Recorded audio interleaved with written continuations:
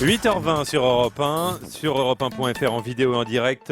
Gilles Bernheim, le grand rabbin de France, et votre invité Jean-Pierre Elkabbach. Bienvenue, monsieur le grand rabbin de France. Gilles Bernheim, bonjour. Bonjour. Est-ce que vous allez participer mardi au débat sur la laïcité ? Je serai au débat sur la laïcité, quelles que soient les restrictions qui sont les nôtres et la tribune que nous avons commise cette semaine, parce que il est important de rappeler que la laïcité n'est pas une doctrine, mais une manière de vivre ensemble, et je ne souhaite pas non plus stigmatiser quelque parti politique que ce soit. Mais vous avez été sévère pourtant avec le calendrier, l'opportunité de ce énième débat sur la laïcité, vous y allez. J'y vais pour dire les choses directement, clairement, et qu'elles ne soient pas manipulées, à savoir que ce débat n'était pas opportun, que ce débat ne devait pas se faire dans cette période préélectorale, mais que la laïcité est un problème important. Monsieur le grand rabbin, les chefs des grandes religions ne vont pas aller le 5 avril. Ils enverront des observateurs, comme ils disent. Ils ne vont pas boycotter. Aucun représentant de religion ne boycotte, simplement dans un souci de diversité, qui est aussi celui de cette conférence des représentants du culte.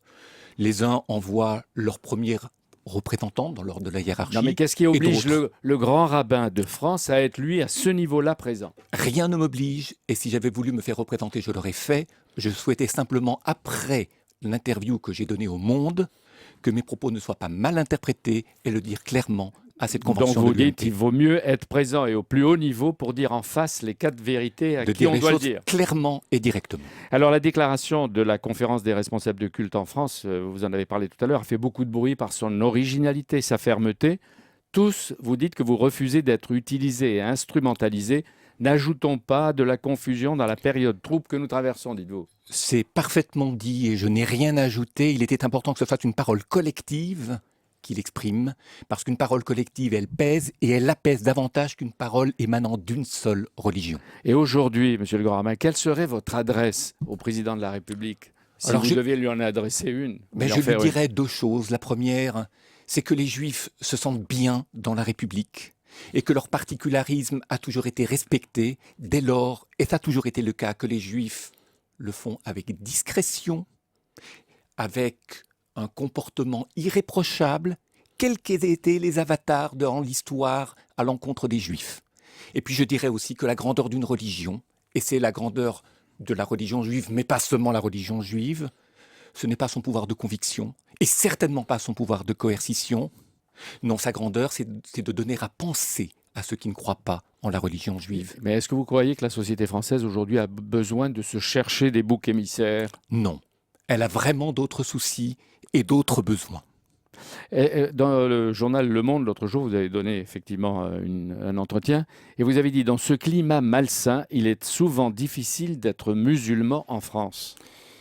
Évidemment, il est difficile d'être musulman en France dès lors que le débat porte aujourd'hui sur la laïcité et l'islam et pas seulement sur la laïcité. Mais j'ajoute une chose, c'est que les religions et les musulmans, comme les autres religions, doivent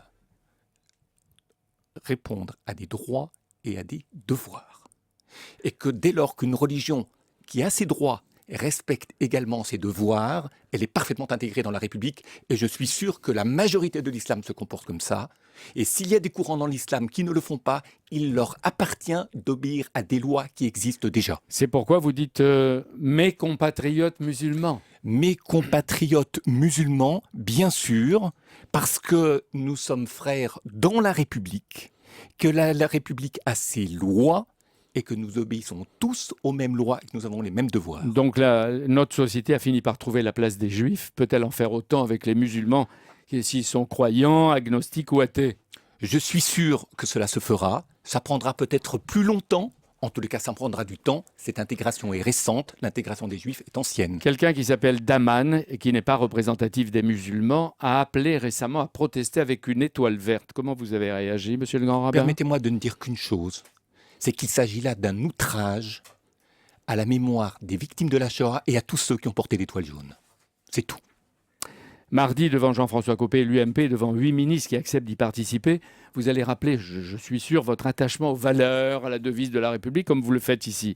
Mais comment vous les concevez, si on les prend une après l'autre ? La liberté, par exemple. Les valeurs de la République c'est la liberté, l'égalité, la fraternité. Et ce que j'attends de chaque religion, c'est qu'elle nourrisse chacun de ces concepts, à savoir que la liberté, c'est le droit d'y entrer, mais aussi le droit de quitter une religion, que l'égalité, c'est l'égalité entre l'homme et la femme et entre tous les hommes, et que la fraternité ne s'inscrit pas que dans une communauté religieuse, mais qu'elle est universelle et que tous les hommes sont mes frères. Et pour la fraternité, il faudra donner aussi aux musulmans des moyens, des lieux de culte dignes pour pas avoir à prier dans les rues. Je souhaite bien sûr qu'ils aient des lieux de culte dignes, mais ça c'est le problème des mairies, c'est le problème des préfets, ce n'est pas le problème du rabbin que je suis. Gilles Bernheim, grand rabbin de France, la montée actuelle de Marine Le Pen a provoqué un choc, sinon une surprise.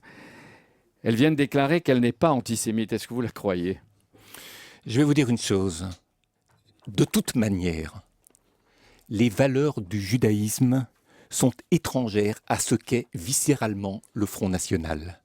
Alors qu'en plus, son père ait dit des choses immondes sur la Shoah, les camps de la mort, c'était la cerise sur le gâteau. Mais le fait de le recuser n'enlève rien au fait. Vous dites que dénoncer que les valeurs juives n'ont Shoah rien à et voir avec le Front Auschwitz, National. ça ne suffit pas pour vous. Ça ne me suffit pas du tout. Dans sa génération, est-ce qu'on serait passé, non sans mal, aujourd'hui de l'antisémitisme à l'islamophobie ?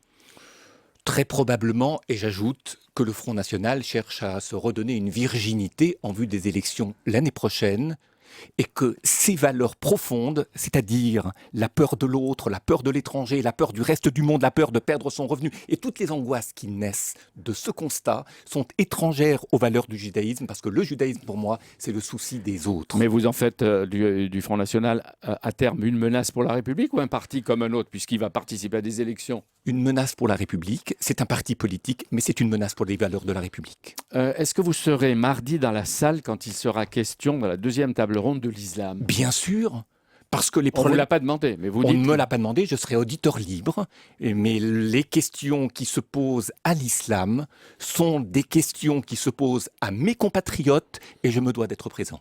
Et si on vous demande d'intervenir, vous intervenez à ce moment-là. Certainement. Est-ce qu'on a besoin aujourd'hui, monsieur le grand rabbin, d'un nouveau code de la laïcité ou la loi de 1905 suffit-elle ? La loi de 1905 suffit.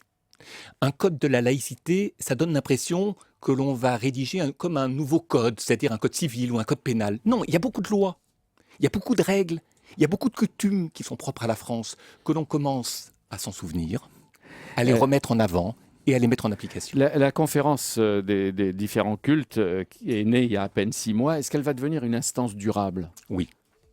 Et sur quoi vous allez vous prononcer ? La loi de 1905, pas de nous prononcer, nous allons organiser à l'automne une journée de réflexion. Vous aurez vous aussi un débat sur la loi de la laïcité ?